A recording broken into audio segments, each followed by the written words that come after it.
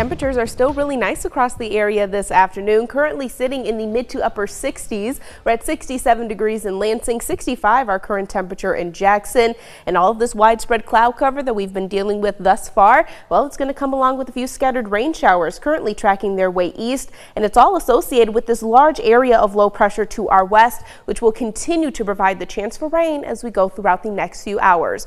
We'll talk about if this rain will be moving out just in time for trick-or-treating coming up in just a bit. 6 News at Noon starts right now. WLNS is here for you with 6 News at Noon.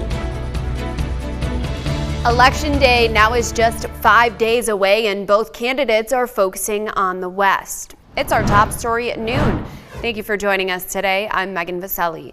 Former President Donald Trump will rally in New Mexico and Nevada today, while Vice President Kamala Harris also campaigns in Nevada as well as Arizona. Jared Hill is here for you with the latest from the campaign trail.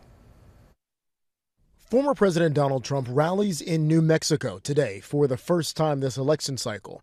Polls show Vice President Kamala Harris with a sizable lead there, but the Trump campaign believes issues including immigration are making it a closer race. How do you like my garbage truck? This truck is in honor of Kamala and Joe Biden. Yesterday in Wisconsin, he climbed aboard a Trump-branded garbage truck. Lies on a comment President Biden made about garbage, even though Biden clarified that he was not, referring to Trump supporters. At a rally in Green Bay, Trump also tried to make inroads with women voters. Whether the women like it or not, I'm going to protect them. I'm going to protect them from migrants coming in. I'm going to protect them from foreign countries that want to hit us with missiles and lots of other things. Both candidates are also campaigning today in Nevada and Arizona. On Wednesday, Harris rallied in 3 states, including Pennsylvania, where she outlined her economic plans. I will give a middle-class tax cut to 100 million Americans. Enact the first ever federal ban on price gouging on groceries. The Midwest is home to hundreds of thousands of union workers and high turnout among union voters, especially in states like Wisconsin and Michigan, could make all the difference in such a tight race. Angel Sharp is knocking on doors in Detroit, encouraging fellow members of the Service Employees International Union to get out and vote. I want them to know if you stand behind your union, stuff can change. It really takes more than one person. She estimates she's knocked on at least 500 doors so far, and she has no plans to slow down. Jared Hill, CBS News, Detroit. Meanwhile, both presidential candidates continue to prioritize Michigan. VP Harris will be in our state on Sunday, the final day of early in-person voting, although her campaign hasn't said yet where or when she'll be here that day. Her running mate, Minnesota Governor Tim Walz, will blitz through our state tomorrow for 3 planned visits. He'll start his trip in Detroit, then head to Flint for an afternoon campaign rally. From there, Governor Walz is expected to deliver remarks in Traverse City. On the other side of the ticket, former President Donald Trump also will be here tomorrow afternoon. He'll deliver remarks at a rally at Macomb Community College in Warren. And his running mate, Senator J.D. Vance, will be in Michigan tomorrow as well, speaking at a rally in Portage at 1 o'clock. The Lansing Police Department plans to ramp up security on Election Day. Officers say they don't expect any problems, but still want people to feel as safe as possible when they go out and vote. The department says it has been in close communication with city officials about voting locations. Crime analysis so far hasn't shown any signs of problems arising on Election Day. But LPD says 8 additional officers will work that day with the sole responsibility of monitoring polling locations, including ballot drop boxes. They say everyone's on the same page and officers are prepared.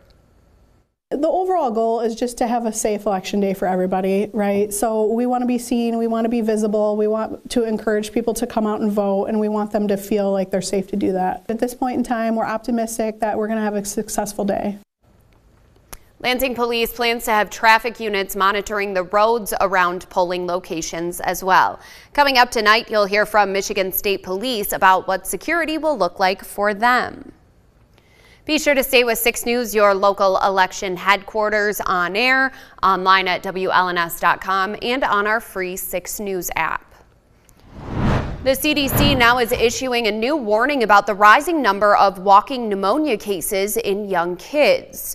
The number of 2 to 4-year-olds diagnosed after visiting the ER for a pneumonia-related illness has jumped from 1% to 7% just in the last 6 months. Symptoms include sore throat, extreme fatigue, chest pain, low-grade fever, and headache. One doctor has a theory on what's causing this spike. With social distancing during the pandemic, we reduced a lot of things to almost zero, like the flu, RSV, other kinds of infections. And so what we're seeing is now a rebound as these different infections start circulating again. And little kids in particular have not been exposed to these things before.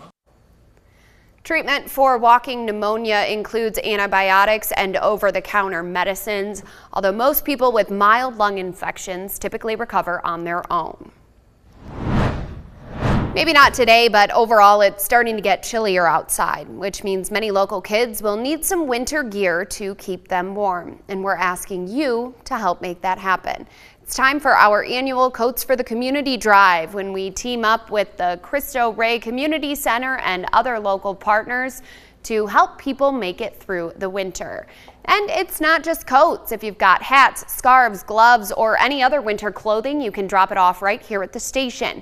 You can also take these items to Cristo Rey, Carpet Studio in Okemos, your local Barry Amos Cleaners, or one of 3 Shaheen Automotive locations. Coats for the Community was scheduled to end today, but we've extended it through November 15th. From Storm Tracker 6, this is Weather First, sponsored by Auto Owners Insurance. Simple human sense. Cooler conditions are going to be settling into the area as we move throughout the rest of the day. But overall, this is still a really good forecast that we have for Halloween, especially considering that our average high temperatures by this time of year are normally in the mid-50s. We're going to be well above that mark for our high temperatures today, which of course not only an improvement compared to the average, but a big improvement compared to the conditions that we saw last year, with highs only making it into the low 40s across mid-Michigan. And also, if you remember last year, trick-or-treaters not only had those cooler conditions to deal with, but also a little bit of snow fell across the area as well. Again, our temperatures today, big improvement. If we take a closer look at some of our high temperatures today, you'll notice that we're still going to make it into the low 70s for highs. But as we go throughout the rest of this afternoon, a pretty strong cold front is going to be moving through the area. So by the time all of the trick-or-treaters are out trying to gather as much candy as they can, our temperatures are going to be falling into the mid to low 60s across the area, eventually into the upper 50s by the time all of that candy gathering is going to be wrapping up. In addition to those cooler temperatures, as you notice this morning stepping outside, still going to be incredibly windy. Wind advisories are in effect across all of mid-Michigan, with our winds expected to gust between 30 to possibly as high as 45 miles per hour as we go throughout the rest of the day.